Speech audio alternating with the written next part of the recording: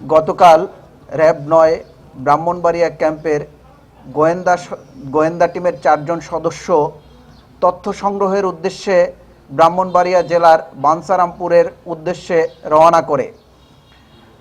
নবীনগর হয়ে বাঞ্ছারামপুর যাওয়ার পথে নবীনগরের শীর্ষ সন্ত্রাসী কুখ্যাত ডাকাত শফিক, আব্দুল কাদির এবং আব্দুল হালিম ও তার সহযোগীরা তাদেরকে সংঘবদ্ধ এবং অতর্কিত আক্রমণ করে। উক্ত আক্রমণে 4 জন সদস্যের 3 জন গুরুতর আহত হয়। তাদের এই আক্রমণের সংবাদ পেয়ে অন্য গোয়েন্দা টিমের সদস্যরা সেখানে স্থানীয়দের সহযোগিতায় তাদেরকে উদ্ধার করতে সক্ষম হয়। পরবর্তীতে নবীনগর স্বাস্থ্য কমপ্লেক্সে তাদেরকে নিয়ে যাওয়া হয়। বর্তমানে তারা 3 জন চিকিৎসাধীন অবস্থায় আছে, তারা গুরুতর আহত। গতকাল সারা রাত থেকে আজকে সকাল পর্যন্ত এই অভিযান অব্যাহত ছিল এবং এই অভিযানের মাধ্যমে শফিক ডাকাতের অন্যতম প্রধান সহযোগী এবং র্যাব সদস্যদের উপর আক্রমণকারী এবং র্যাব সদস্যদের উপর আক্রমণের অন্যতম প্রধান সংগঠক আব্দুল কাদিরকে গ্রেপ্তার করতে সক্ষম হয়। এছাড়াও র্যাব সদস্যদের উপর আক্রমণে সরাসরি অংশগ্রহণকারী আব্দুর রহিম, রহমান প্রকাশ অপু, নূর আলমকে গ্রেপ্তার করতে সক্ষম হয়। এছাড়াও উক্ত ঘটনার একজন সহযোগী একজন নারী সানোয়ারা বেগমকে গ্রেপ্তার করতে সক্ষম হয়।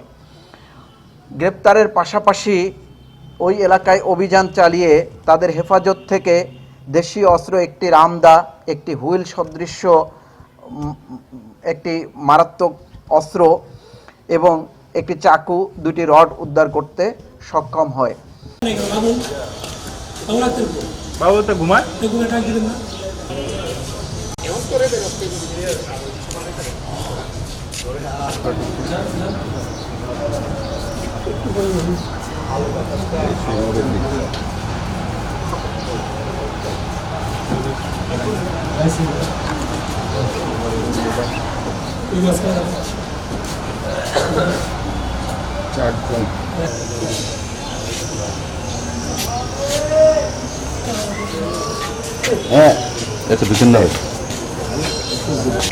ভালো কাজের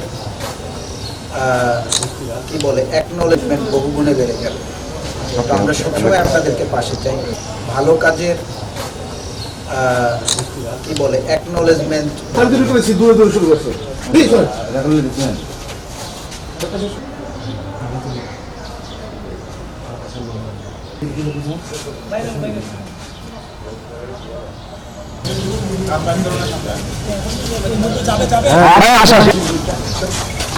একদম মিলামিশে আসো।